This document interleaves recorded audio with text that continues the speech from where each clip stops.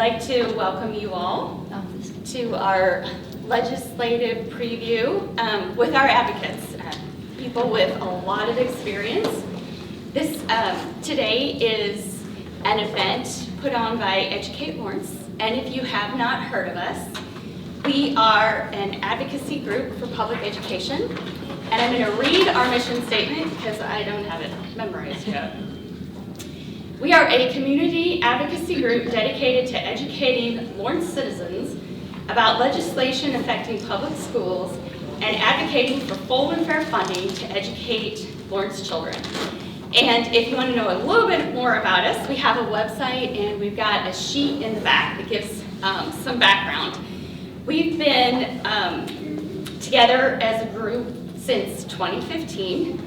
And we've worked with a lot of statewide advocacy groups, especially kind of during the time that we were advocating for funding for our schools, during the Gannon era, maybe we could call it that. And we do work with USD 497. So we are nonpartisan, and we take the board's legislative priorities, and that's that identifies what we work on. And so we do try to work closely with them. And it also means, again, that we're nonpartisan, and yeah, I think if you have any questions, please come see me afterward. We do have 2 different email lists, and you can sign up in the back. One of them is for the people who want to learn more and want to help to educate their school community and keep them informed. And so that group's going to meet a little more often. And then we have an email list for the people who just want to advocate. You want to know when it's time to take action. You need to email who you need to email, and possibly some talking points to kind of help you write those and work together, because as we work with other groups, we can really amplify our voices. I thanked you for coming. Thank you to our panelists. So we have Ann Mah with the State Board of Education. We have Shannon Kimball with our own USD 497 school board. And we have Erin Woods. And Erin is amazingly active. If you get 6 degrees of activism, she's our person. And she makes me look good, because I love picking up what you have done and distributing that to our advocates here, and maybe putting our own personal USD 497 information in there. So I am just going to allow them this time, 1 to 2 minutes, to introduce themselves, a little of their background, and more about their organization, especially in the public education advocacy space. So do you want to go first, Erin? Sure. Hi. Yeah, so I'm Erin Woods, and like she said, I run it's just my own little, informal thing. I call it 6 Degrees of Activism, which is really about kind of, the 6 degrees comes from, getting your friends and your friends of friends kind of informed on what's happening in the legislature, and just really, I kind of try to just make it as easy as possible to engage by, maybe I just kind of might provide you with, how to find your legislator, what you might say on an issue that you may, maybe you aren't fully informed on it yet. And I do a lot of, through my newsletter and stuff, just informing people of what's happening in the legislature. So you do know what's going on, and then to make it as easy as possible to do something about it. And then I also work with Game On for Kansas Schools, and we are a nonpartisan grassroots group that it was a group of parents and community members, and basically we believe that every Kansas student has a right to a high quality public education. And so we advocate to make sure that there are the resources from the state for a high quality public education, and then work to inform the community on issues and legislation that impact students. Good morning, I'm Shannon Kimball. As Norine said, I'm a school board member here in Lawrence. I've been on the board for 12 and a half years. I'm currently serving as past president of the USD 497 board. I was on my drive over this morning, I was thinking about, well, how long has it been that I've been doing education policy and law and advocacy work? And I've reached that point where I can say I've been doing this for over 20 years total, but really very actively as part of our board here in Lawrence for probably about the last 8 years or so. I have, as a board member, helped our district start the process and continue the process of adopting our annual legislative priorities that Norine mentioned. And so that has really helped us as a district be more focused around the advocacy work that we do as board members and as staff. In addition to that, I've been very active on the state level and the national level through my service on the Kansas Association of School Boards Board of Directors and as the statewide president. So I've been in Topeka, I've been in Washington advocating on these issues. I'm spending a lot of time in the State House right now. I just started a new job doing advocacy work at the State House on public education. So I'm just really excited to share with y'all. Thank you. Thank you. Ann Mah, I'm District 4 representative on the State Board of Education. I used to have most of Lawrence, now I just have kind of the rural area, but I live over by Lake Shawnee, and since the district got gerrymandered, now most of my people, more than 100,000 of my people actually live in Johnson County. So I get to do a lot more shopping now. But anyway, I started out as a high school science teacher, and after about 5 years, I decided I either needed to get a husband or a better paying job, and I didn't have any hot prospects, so I went for the job and went to work for Southwestern Bell for almost 22 years, which is where I retired. And after that, during my time at Southwestern Bell, I got familiar with things at the Capitol, and when I retired, I decided that was something I needed to do. So I ran for the House and served in the House for 8 years, and then was out of office for 4 years, and then ran for the State Board of Education when my friend Carolyn Campbell decided that she didn't want to run anymore. Really enjoyed it. When I was in the House, I got to serve on both the education and higher education committees and work a lot on tech ed issues. I'm very interested in career and tech ed. And now I am also the liaison for the state board at the Capitol, so I'm there most days going to education committees and testifying to help make public schools better. Excellent, thank you. I missed a couple of thank yous. Sorry, I'm a bit nervous. I'd like to thank Jerry Jost, who is filming our event today, and we'll put it up on YouTube. And longtime advocate Lori Schlenker, who is going to pass out note cards. So today is about learning from experienced advocates. And it's going to be conversational. We're going to start with just hearing from them about how to be better advocates. And then we're going to turn into some issues that we believe are going to be pertinent in the legislature this year. And then we're going to take Q&As, questions and answers, from you. And so Lori has some note cards. At any time, if you would like them, please just let her know, and then we'll hopefully leave some time at the end to answer your questions. All right. I almost forgot. And because today is about learning from our experienced advocates, we are going to follow this event up with a meeting of Educate Lawrence on Monday back here in the library, downstairs in meeting room A at 6:30, and everyone is welcome to join us. And hopefully we'll take what we learned today and dive in a little deeper. Okay, with that, I want to thank you all again. I've had the privilege of watching you for the last few years, and I would love to know, what advice would you give someone who is new to advocacy and wants to get involved? I guess I have the microphone here. That's me, so good.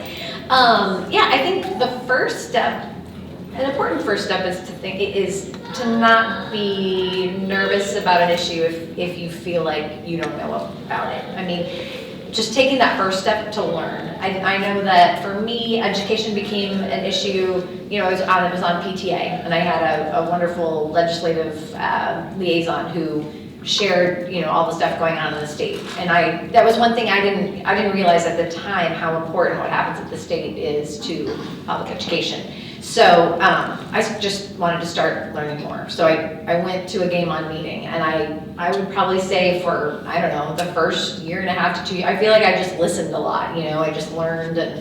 And so then I kind of felt like, okay, I know some things now, and I need to share with others. So I think one of the biggest things in advocacy is to share with the people that you know what's going on, so you can kind of multiply your, whether it's just the people who are educated on it, the people who might be willing to take action, and then it's just, knowing who your legislators are. That's super important. ksledgelookup.org is an easy place to go, that will put you, type your address in, and it'll tell you who your legislators are. I always tell people, just put them in your contact info, so you're ready to go when you hear about something that's happening.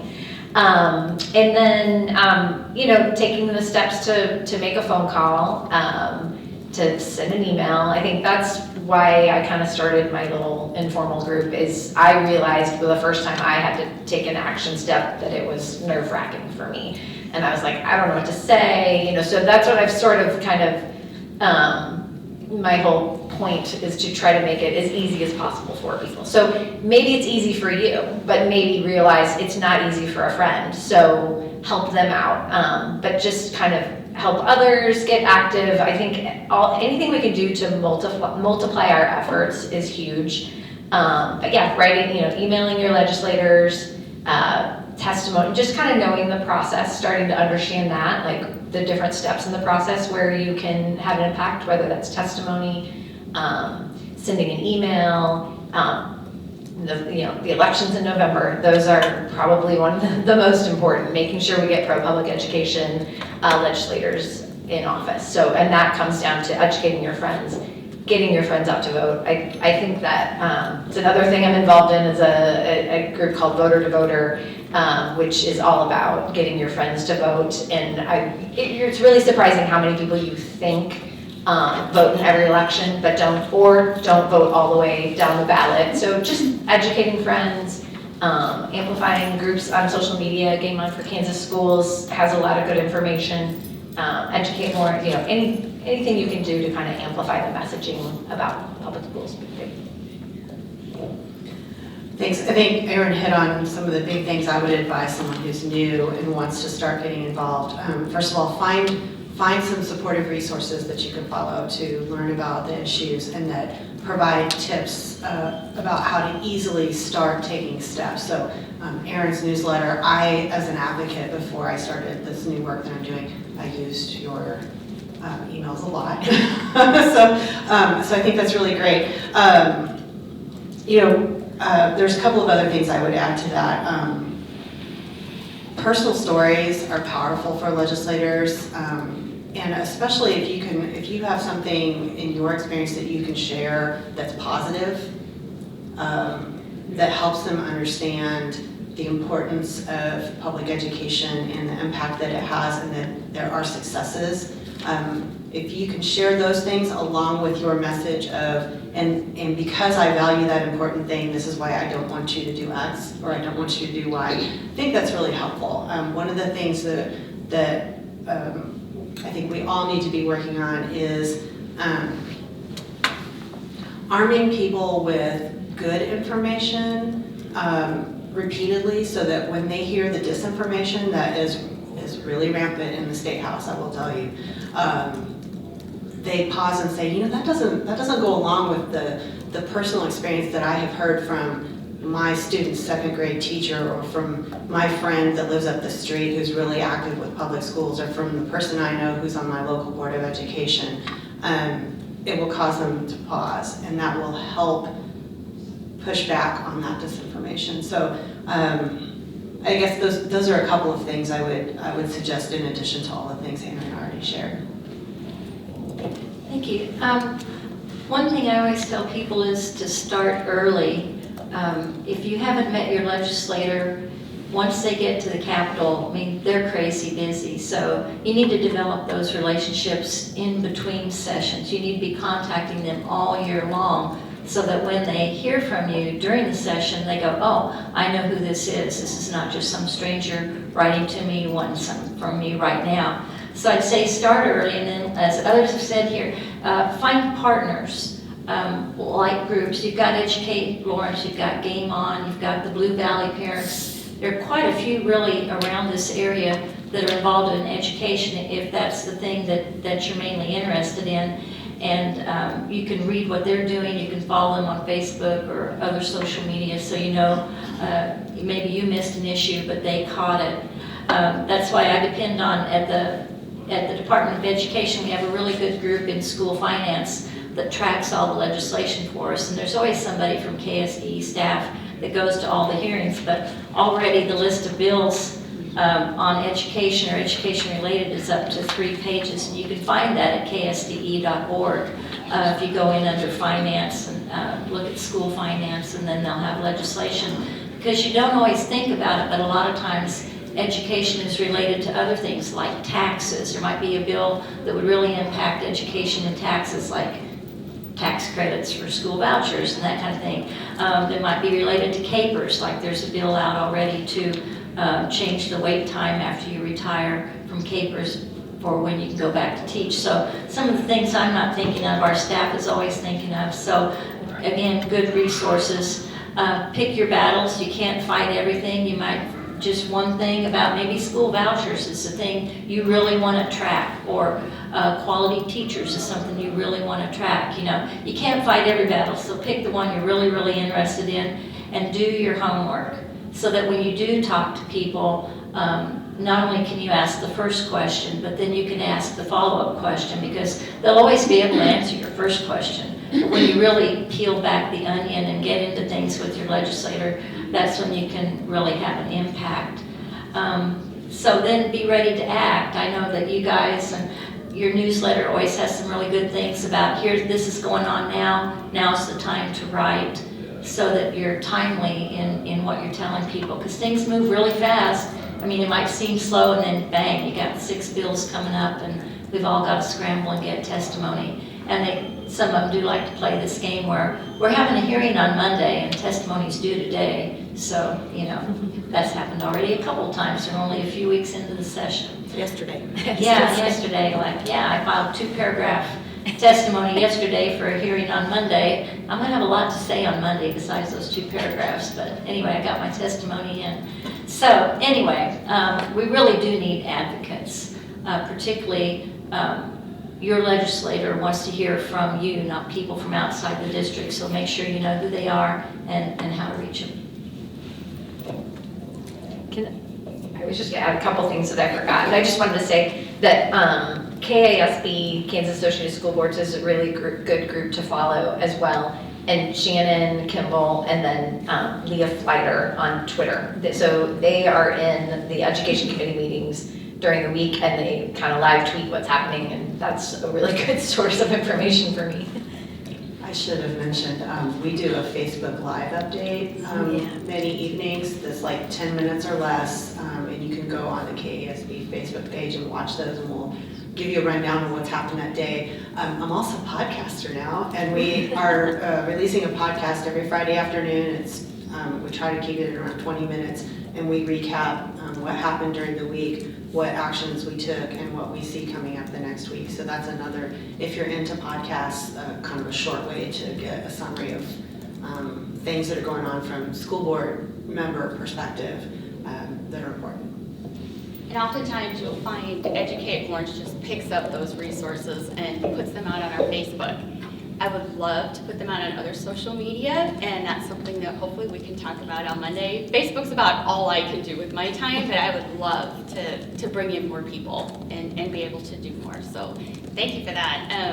I just wanted to follow that up with a question about how Educate Lawrence can help amplify our voice and work with your organizations. Like, can you think of any kind of advice you can give us to kind of work with you or help, again, broadcast out and amplify what you are doing?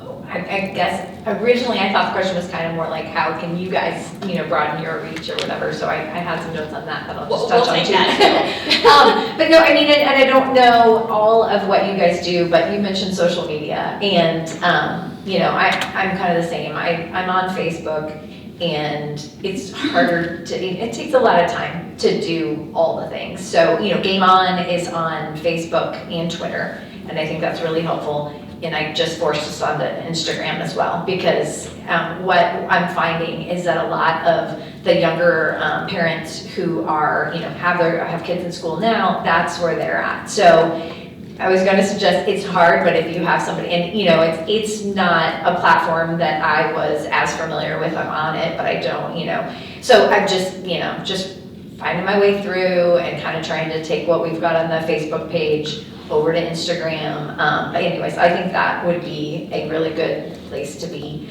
And then also, I don't know if you guys do occasionally, Game On is, it's a statewide organization, but we are, most of us are kind of local in Johnson County, then we have partners. So we partner with you guys, and so any partners like that, partnerships are great, kind of share our resources and information. That's just fantastic, because especially for, Game On being a statewide group, we really need partners to help reach people in other areas of the state. But one of the things that we'll occasionally do is local PTAs might have Game On in to have, as part of their meeting, and kind of talk about the issues that are happening. And then I think through, so I'm not sure if you guys do any of that, but and that's a great way to get, I feel like our challenge right now is a lot of us, our kids have graduated recently, and so we're trying to bring in younger members that can kind of keep things going and educate those people who are currently in the schools. And also we're finding that it's always, what was so helpful for us is we were in the schools, so we did know a lot of like the good things that were happening, and we had all of that information. So just growing your membership so you have those parents who are in the schools and can kind of help navigate what is actually happening. I think, that was probably most of the points that I had kind of thought of. But Thank you. I'll use this as an opportunity to compliment Educate Lawrence, because I feel like from the perspective of our school district, obviously we work very closely together, and you've been good partners in helping us share the legislative priorities that USD 497 has with our community and others through those partnerships with other organizations. But also, I have seen how you have done a good job of picking up information that KSB puts out and then sharing that on with the community. So I think I would just in this part, I would encourage our strong advocates in the community, and I see lots of you, and I really appreciate the work that you do. I would just maybe encourage you to help Norine spread the reach of Educate Lawrence within our community. It does take a lot of sustained effort to try to engage people at every one of our school buildings, and to build that new network of advocates, parents who didn't have, my Gannon was decided the year that my son was in first grade. And so this has been my battle because of that personal experience. He just graduated from high school a year ago, or last May. It's been my battle as a parent all throughout his experience in public school. But those parents who are coming in and have, kids in early elementary, they weren't engaged back when all of that was going on. They weren't engaged when the Brownback tax cuts decimated our school funding and really just destroyed any hope of progress during those years financially for districts across the state. So we need to work on bringing them in so that they can learn about these issues and opportunities to advocate.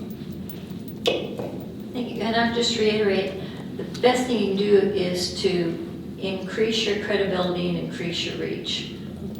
We've seen this kind of grow up in Johnson County with Game On. What's the Blue Valley group? Stand Up Blue Valley. Stand Up Blue Valley, which is essentially parents that, it's taken a few years for them to really, like when you read their stuff, you can trust it. and they're really having an impact where it matters most, which is electing legislators and school board members who really are pro-public education. So anything you can do to that extent, I mean, we've got, every year is an election year for education. I was really heartened in 2023 that we had so many people with cool, calm heads who got elected, because 21 was just a firestorm of, well, for lack of a better word, crazy people getting on school boards, you know, with an agenda that really was not pro-public education. That's my definition of crazy, I guess. But 2023, we kind of saw that turn around, and in almost every case, like the Moms for Liberty, you know, they didn't win, you know. Well, this year, 5 state school board seats are up for election. 2 of them will represent parts of Douglas County. And it's an important race, because right now, many of the votes we take on the state board are 6-4. 6 pro-public education, and the other 4 are always voting against, for example, federal funding. I swear, if school lunches were up on the table, they'd vote no just because the money comes from the federal government. Well, 3 of the 6 are leaving the board this year. So you can imagine how fast this board can go for 6-4 pro-public education to something you wouldn't even recognize. So get involved in those races. That's how you can improve your reach. Elect people who really are pro-public education. And file testimony. There's a lot of stuff going on. You don't have to be an expert to file testimony. You can file written testimony. So if you have a bill that you're passionate about, you can find out about those through all the resources that we've mentioned here. Like, there's a bill coming up. Most of the time, you just have to have it filed the day before the hearing. You can write a short testimony that tells your story, as Shannon mentioned.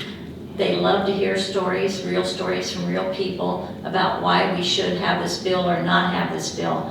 But, you know, if you can have 100 pieces of testimony come in, that's powerful. Even if you didn't show up, they'd go, well, we had 100 people write against this bill or write for this bill, and the committee will pay attention to that. Excellent. Thank you so much for all of that. I'm so glad you brought up the State Board of Education, because I think people will be surprised at how different their ballot looks this year, and how your Senate district probably changed, and your Board of Education district may have also changed. The districts look very, very different now. And so that's something that we can work on. Again, I'm going to put in a plug.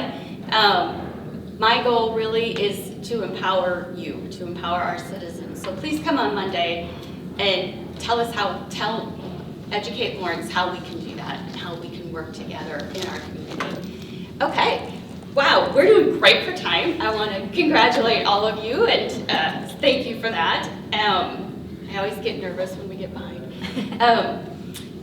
We're going to turn to the issue portion of our event now.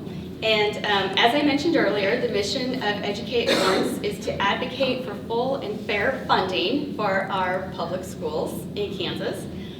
And Kansas has a pretty varied history there. We have 2 different lawsuits, Montoy and Gannon.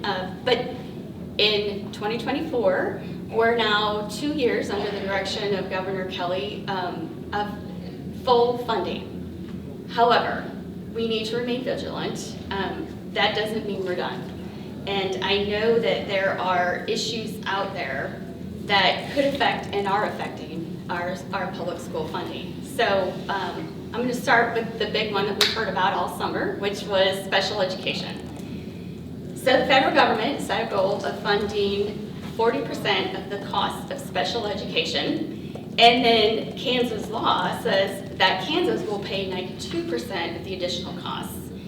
However, the current estimates show that the federal government is paying around 15% of the cost of special education, and the state is picking up about 69% of the additional costs. So the school districts are having to pay for special education and pull that money out of their general funds.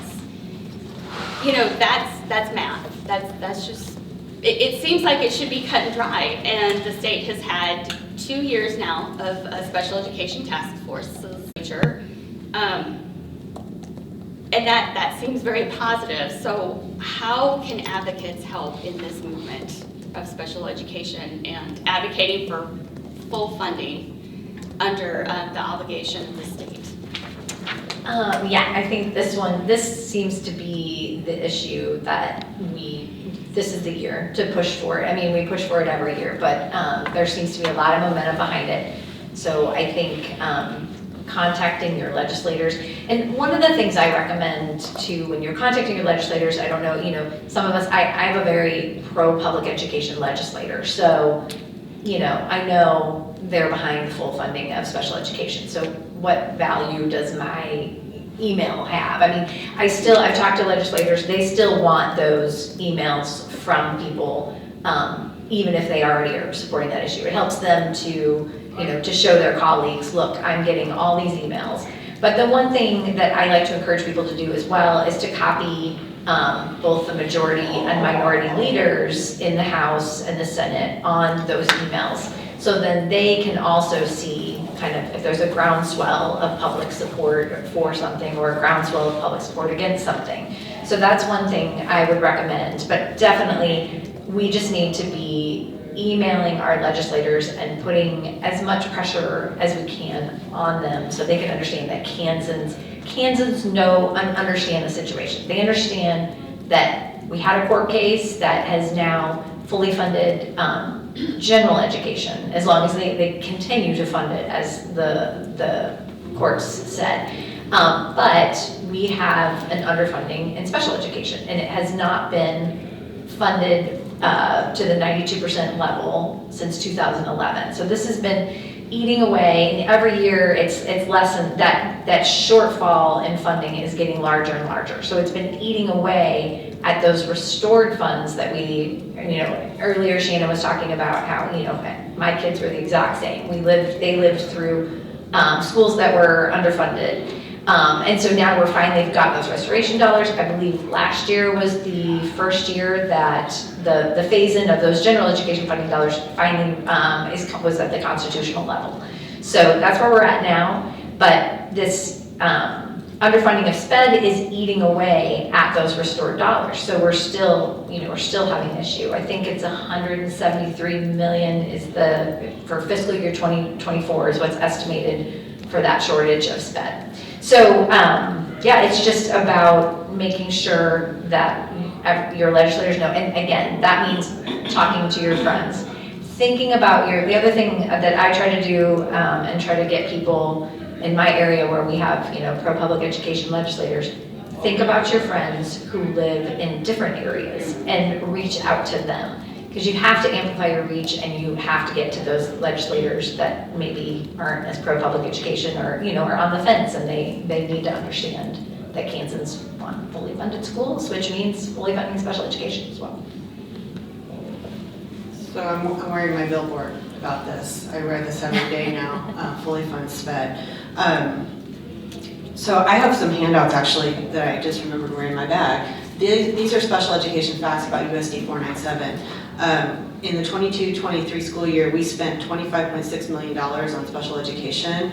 We had to pull $8.4 million out of our general education fund to cover the shortfalls that Erin described in the special education funds. So one important point about the special education issue is that it is impacting special education students because overall our ability to pay competitive wages to all teachers and staff, and especially in those hard to staff areas for special education, is negatively impacting our ability to keep people in those jobs who are good at them and who are making a career at them and who have excellent experience and are really effective with our students. Every time we lose staff because we can't afford to pay them, that's a lost opportunity for our kids. So it is impacting special education in that way, but even larger than that, it is impacting every student in every one of our buildings across the state, because every district has a story like ours. And I mean, all of you are very well aware of what we have been through in Lawrence the last 2 years with our budget. Think about what a difference it would make if we had that $8.5 million, right? it's a substantial impact on every student and every staff member in our district, so, and every family. You know, I would say I am encountering lots of legislators who, when you talk to them about this, they'll say, well, the governor says that education is fully funded. And it's that lack of understanding or an unwillingness to understand maybe that when she says fully funded, she's talking about the general education's funding statute. She's talking about GANA, and she's talking about the money that we get for base state aid.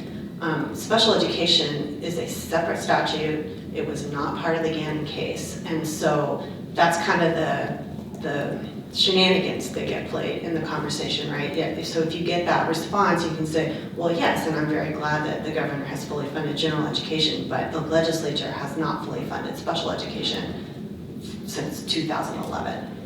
And so just be prepared that there's either a real misunderstanding or an unwillingness to acknowledge that they're two different things.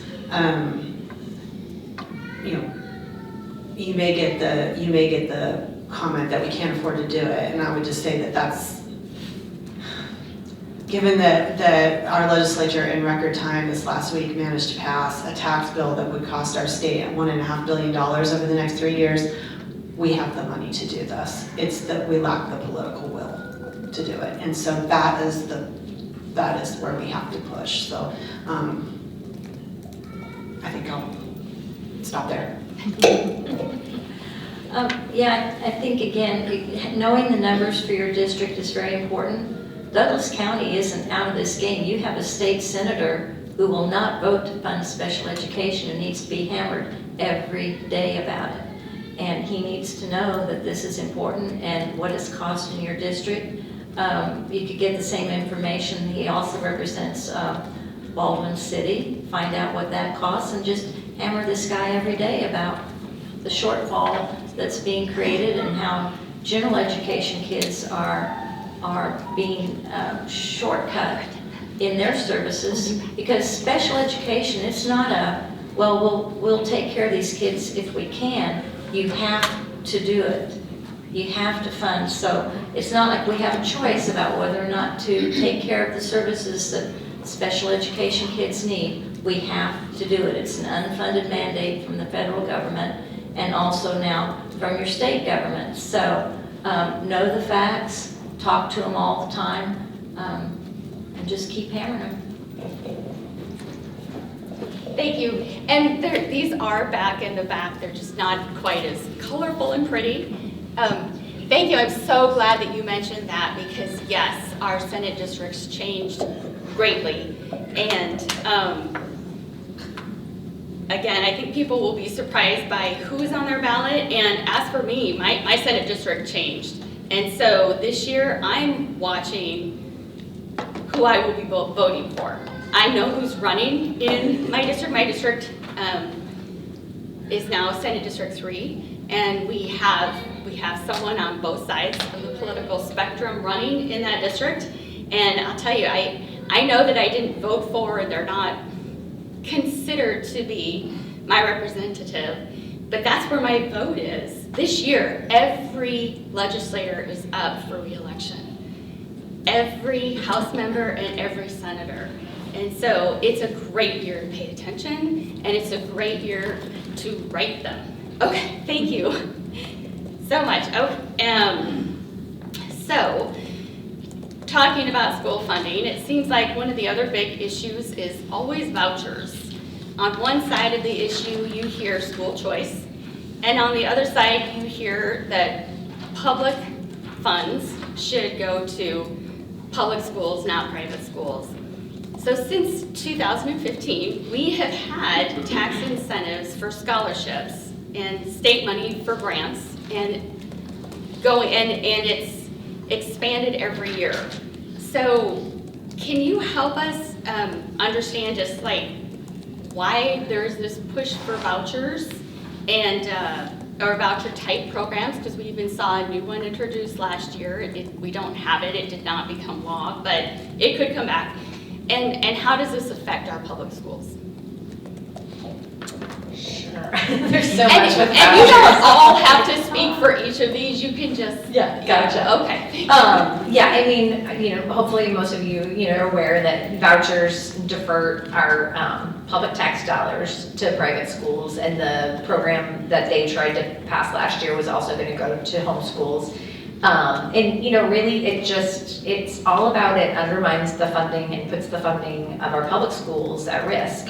If we're funding multiple education systems, I mean, we already know they are reluctant to fund special education. So it just greatly puts the funding for our schools at risk is one of the biggest things. And I think, they like to talk as if this is to provide opportunities, for everyone, and that there should be choice. But what you're seeing is the choice really comes down to those private schools and who they want to let in. There's no, anytime, amendment or something is tried to be made that where they're required to admit all students, they won't go for that. So, the private schools are allowed to discriminate in their admissions, whether it's based upon the religion of the family, or, they can't provide the special education services to, if a child who has an IEP, they may not be able to accommodate that student. So there's a lot of reasons why that a child cannot be educated there. And so your tax dollars are going to schools that have that ability to discriminate, when our public schools are educating all children. And one thing along with that is we do have one voucher type program in the state already, tax credit scholarship program. And that's the one they just kind of keep trying to expand every year. They kind of sneak it into bills. But I think it originally started out that it was meant for kids who were at one of the 100 lowest performing schools in Kansas. So that was one of the criteria, and you had to be on free lunch. So it was kind of supposed to be for at-risk kids, maybe at schools that weren't performing as high as others. But then they, the next year, a couple of years later, they managed to expand it to free and reduced lunch in no longer, it could be any school. I think at the time it was K through 8. But, so they expanded it there. So they keep trying to expand it, but the interesting thing is so we looked at it last year, and there are 300,000 students who were free and reduced lunch, 300,000 students who were eligible for a tax credit scholarship.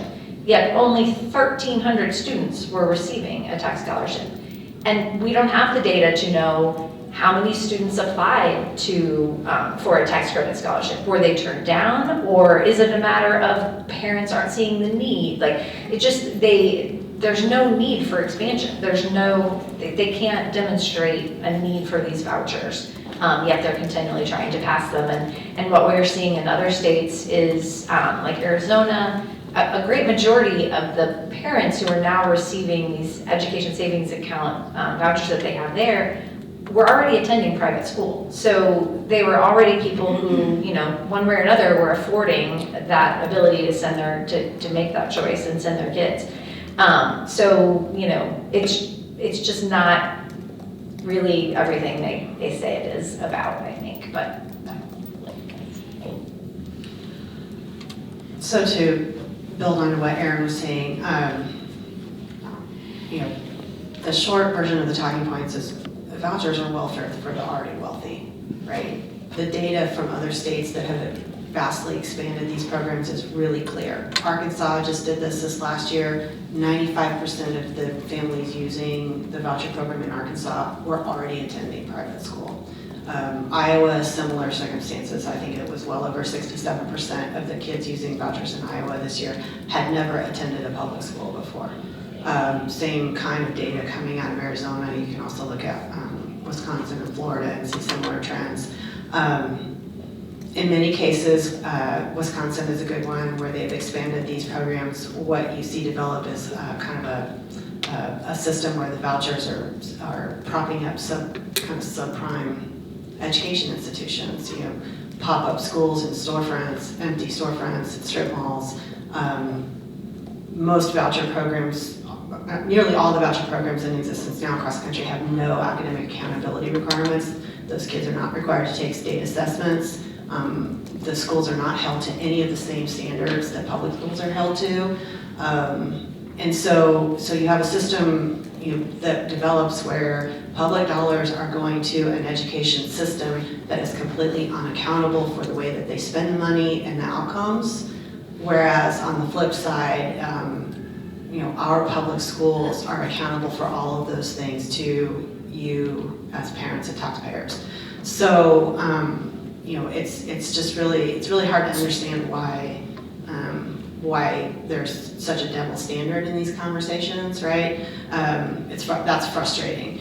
And as far as advocacy goes around this, I think again it goes back to pushing back on the disinformation that public schools are failing, because they are not. But if you listen to the people who are in support of these kinds of programs in our legislature, they are talking about student achievement data in a way that is just simply wrong. They don't understand what state assessments show, they don't understand what NAEP is for and what it shows, and they use it in a way to try to say, I was in a hearing this last week where a private school person got up and said that NAEP showed that fourth graders of a certain subgroup in our state cannot read. It was a jaw-dropping moment, honestly, because that is absolutely 100% not true. But everybody in the room just sort of went on as if that hadn't just been something that was said that was so incredibly misinformed and offensive that we should have all just stopped and corrected it. So it's really important to continue to share that there are successes. Another point I think that is maybe missed in these conversations right now is that with the open enrollment law that was passed 2 sessions ago, that goes into effect next year, we in essence have school choice in Kansas in the public school system. If that is going to be a law that's really hard for school districts to manage because of some of the financial implications, given that we are still underfunded systemically. But I think that we can take that and turn it on its head and say, we don't need to further expand vouchers or any of these tax credit programs, because we already provide parents an opportunity to choose any public school in the state or any public school system in the state and have an opportunity for their children to go to a different learning environment in that public school system. So we need to fully fund that system, first and foremost, with our tax dollars. Going into this session, I think as advocates, we really thought there would be a voucher bill, a big voucher push. It's interesting because legislative leadership said that. The House Speaker, Dan Hawkins, said it before the session started. Now they're saying, we don't really think this is going to be a focus of our advocacy this session. We're not going to push this. Buyer beware.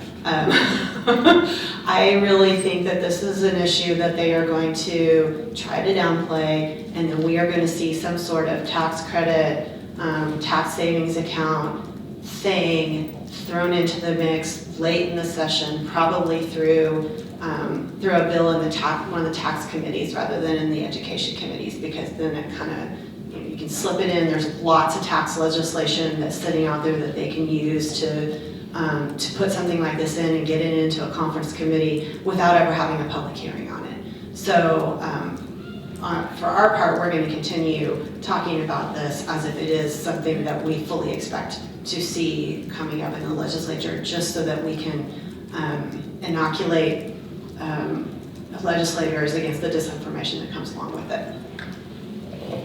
Thank you.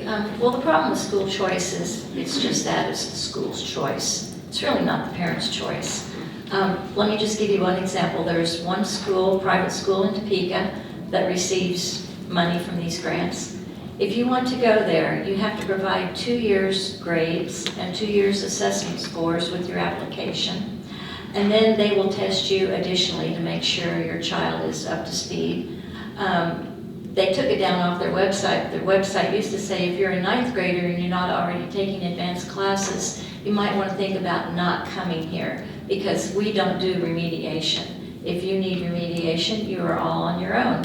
And then finally, the parents have to sign a statement of faith declaring that they are active in a Christian church in town and will support Christianity.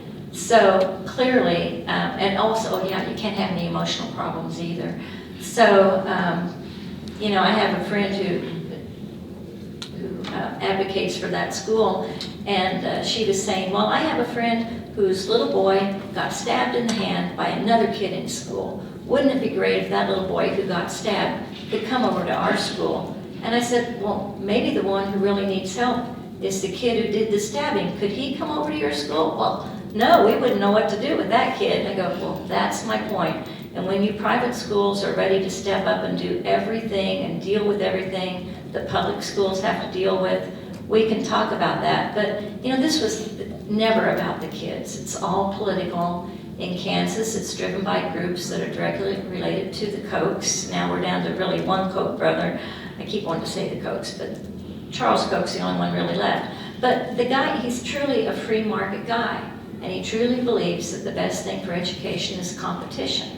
And he believes that, and also that if you push these kids off to, you know, particularly religious private schools, his taxes will go down. But even Texas got this. The schools that really get hurt are the rural schools, because most counties in Kansas don't have a private school option. You know, this is really a metro political thing. Even in Wichita, you know, they have like a $30 million fund in the Catholic Church. Kids don't have to pay tuition to go to the Catholic schools there anyway. So, I mean, it's all political, but we really have to drive home that it's the rural schools that get hurt with this. Let's just say that, you know, Perry Little Compton's not very far away from here. Let's just say that 5 kids in Perry Little Compton decided to come in and go to Lawrence schools, private schools, and so what could happen at Perry Little Compton? Let's just say each kid really was worth, in terms of state funding, about $10,000 each. Can you imagine what $50,000 hit would do to Perry Little Compton's budget? And yet they wouldn't be able to save $50,000 unless all those kids maybe were in one classroom. But you take 5 kids out of one family, spread across 12 grades, the district doesn't save a dime, but they lose a bunch of money. And that's why even Texas got it. They keep voting down private school vouchers because they recognize this is a hit to rural communities. And if we can keep driving that home here to our rural legislators who don't seem to get it yet, then I think we have something we can talk to them about. We'll get to questions in a minute. Yeah, that's it. Thank you. So as you kind of mentioned, Kansas has approximately a $2.7 billion surplus with about $1 billion in the state's rainy day fund. And there are a plethora of ideas and bills out there on how to spend that money. Got one-time spending versus some changes to our tax code. And as you mentioned before, anyone who kind of was aware and had children in the public school system during Gannon, whenever we hear changes to the tax code, we have a great pause. So we are in week 3 of the legislature, and we have already seen a flat tax bill in record speed make it through the legislature, and yesterday we heard it was vetoed by Governor Kelly. Can you talk a little bit about that new flat tax and how it might affect public schools, or what we should look for as we hear conversations about a new tax scheme? Go ahead, please. So it's important to understand where funding for public schools comes from in our state.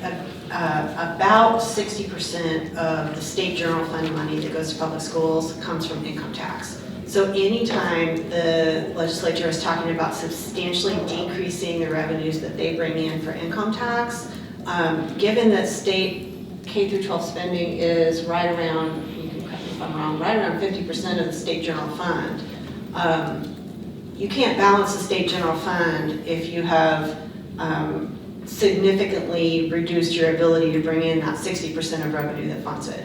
That right there is the crux of it. So any of these income tax proposals, you gotta look at it real carefully to see what the estimated impact is on state general fund, not just this year or next year, but in those out years. And the problem with the flat tax proposal, just writ large in that area, is that it started to show really significant negative impacts on the state general fund in those out years, right?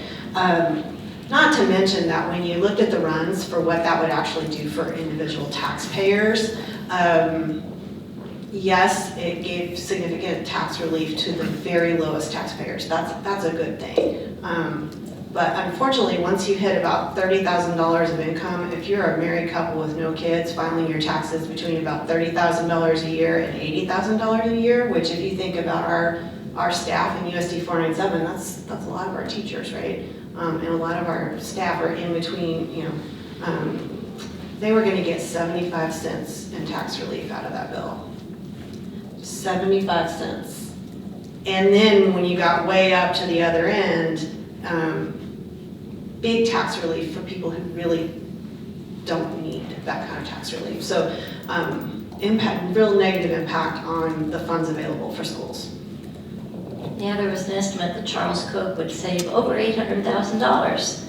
And therein lies the impetus for this whole thing. The organizations pushing it are again tied to the Koch. So it's just a political thing. But the thing you have to think about, as Shannon said, the estimates are that after 5 years, we go negative again. This is just Brownback failed tax 2.0. And the thing the governor's trying to keep in mind, if you compare her tax proposal to this one, is what can we do that's a one-time benefit and not an ongoing impact that would still benefit most, the middle class largely, and benefit the state? Because the problem with this is it's ongoing, and a lot of what's in our surplus right now, not a lot, but a chunk of it, is that one-time federal money that we got from COVID relief from the feds. It's not money we're going to get every year. That money stops after the end of 2024. So we really need to keep in mind, what could we give as one-time tax relief that would benefit the most people, and what can we afford to do that is ongoing? So we got to find that balance or we go broke. Yeah, pretty much everything that he said, but yeah, I think that, along with the flat tax, they did put some other things in the bill that, were in Governor Kelly's bipartisan tax proposal that she had. So, just by vetoing this bill doesn't mean that there won't be tax cuts. She has a plan, and hopefully the legislature can come around to a more measured plan. But, just some of the things that were in hers were, helping relief for property taxes, eliminating the state taxes on Social Security income, increasing the standard deduction, so Kansas will pay less in taxes. I think, and then of course immediately axing the sales tax on groceries, which I think was originally what she wanted to happen, but they kind of have phased it in, or phased it out, I guess. But and then some other things she had in there were providing relief for working families in need of childcare. And anyway, so I think there are better ways to go about it, whether it's the governor's plan or something different. But I think you just, every time there are tax cuts, you just have to be aware and looking at how that's going to could potentially impact public education. Do you want to do a question? So thank you for that. We're gonna kind of move out of school funding, which is very, very important issue. We're a little behind, and I want to make sure that we leave time for questions. So while Lori is passing around our note cards for questions, and then she'll gather them, we're going to talk a little bit about other issues. So Kansas is a biennial legislature, meaning that this year, 2024, is the second part of the legislative session, and the bills carry over. So last year, about 655 bills carried over into this session, and we've already seen over 150 new bills, sorry. So I did a count last night, and there are about 62 bills in those committees. So education bills that will affect us. Those committees can't look at all the bills. So what are you guys seeing and hearing, and what are the issues that we should really pay attention to? And can you just... So I think one thing we are going to see bills about has to do with at-risk funding and how districts use at-risk funding to serve students. It's a little bit in the weeds maybe, but there's just been a lot of discussion about whether the money that school districts receive specifically to serve at-risk students is being spent in the way the legislature believes it should be spent. Now, I'll take a step back and say it's not the legislature's job to make those decisions. That is actually constitutionally the work of local boards of education being supervised by the State Board of Education. And frankly, so the first thing that we want to say as advocates to that is slow your roll, legislature. You're just supposed to fund it, and then you let the experts decide how best to serve the needs of students in your buildings. But there's a real push around that, and what I'm seeing is a real push around literacy. If you followed some of the conversation, a lot of districts have teachers that are participating in training to teach our teachers how to teach students to read using the science of reading. That's all really positive stuff. Where I think that they may go with that, and there are some vehicles for them to do that, is some of the legislators are listening to advocates from places like Florida and Mississippi, where they retain kids at 3rd grade if they can't read. So that I think is an issue that is likely to come up. We want to say if your kid doesn't get a certain score on state assessments in 3rd grade, we're going to hold them back.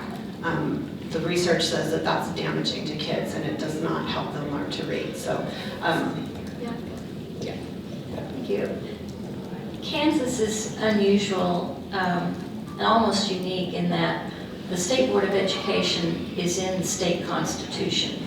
In some states, the State Board of Education is just like appointed by the governor and is an advisory group to the governor, and the governor can listen or not listen or whatever. In Kansas, the State Board of Education is in the Constitution, and we have self-executing powers. So if we say it, it's the same as law.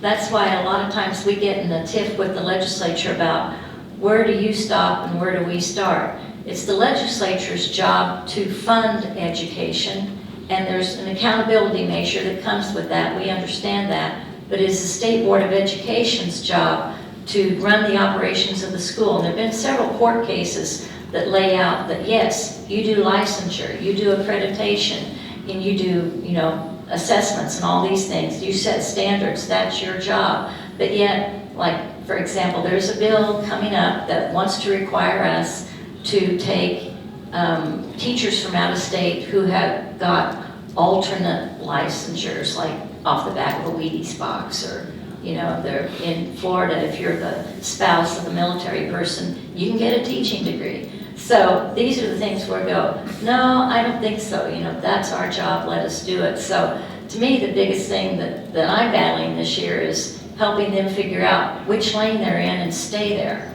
And so when you get things like at risk, there's a component there. Part of the problem we ran into is that the law they wrote is a horrible law for at-risk.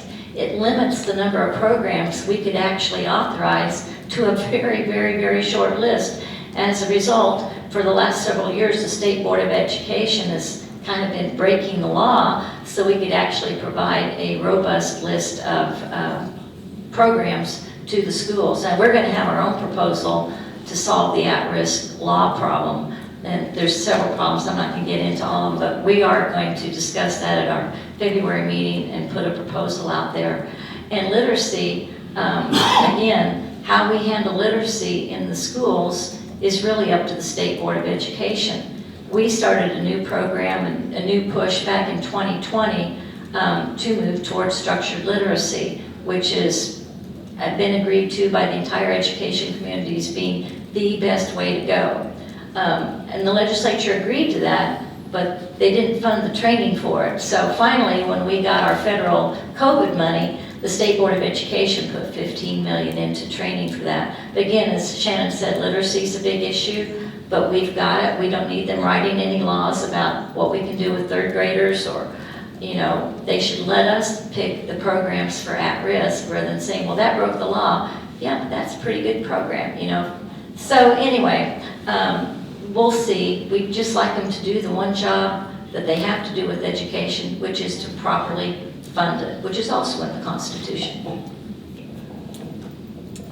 I don't think I have much to add, you guys pretty much covered it, but you just made me think of something that is the other thing that the legislature likes to do, is sort of add some mandates, or you know, decide that, oh, we need a class on this, or we need, you know, I think there may be, I don't know if there's a bill or something where they want to have like an ADHD expert in each building, which sounds wonderful.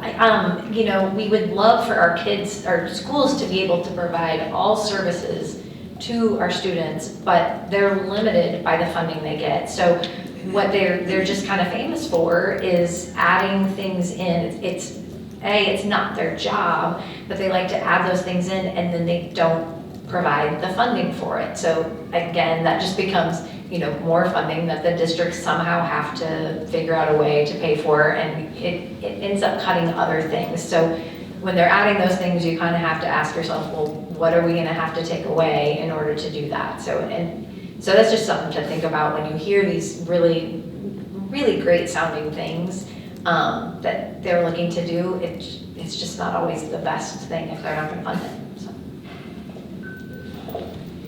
I'm just going to keep it open for a couple minutes. Are there any other issues that you would like to? I'm ready for questions. Okay, we're ready for questions. Fantastic.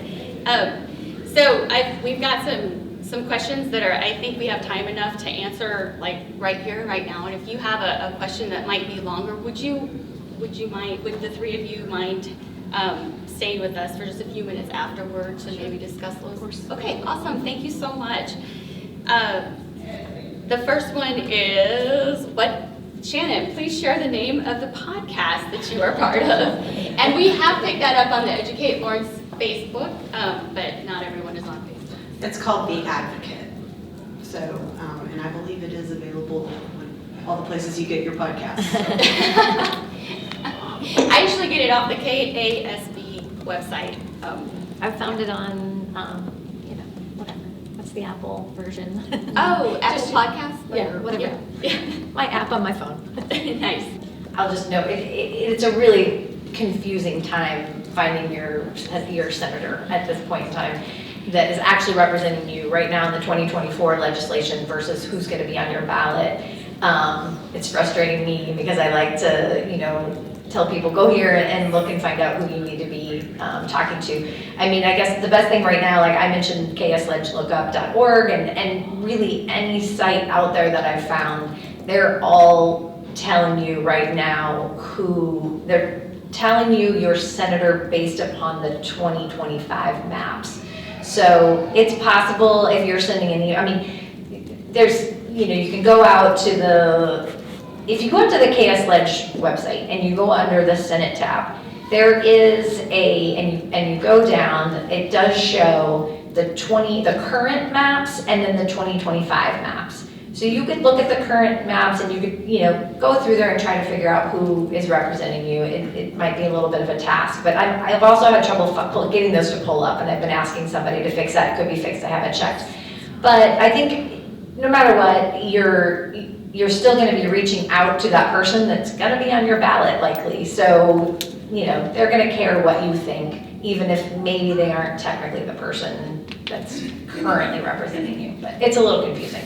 It is confusing, and it is hard to read those maps because it's a large area on an 8.5 by 11, but they are available on Google Earth, and that's kind of what I've been using. Good. Yeah. Okay. Thank you. Thank you so much. Thank you to our panelists. Thank you to Jerry and Lori again, and thank you to all of you who came and all of you who will watch this video. and are interested in advocating for public education and learning more, please join us. Please know that everyone is invited, and thank you for your interest and for advocating for public education. Please help me thank our panelists.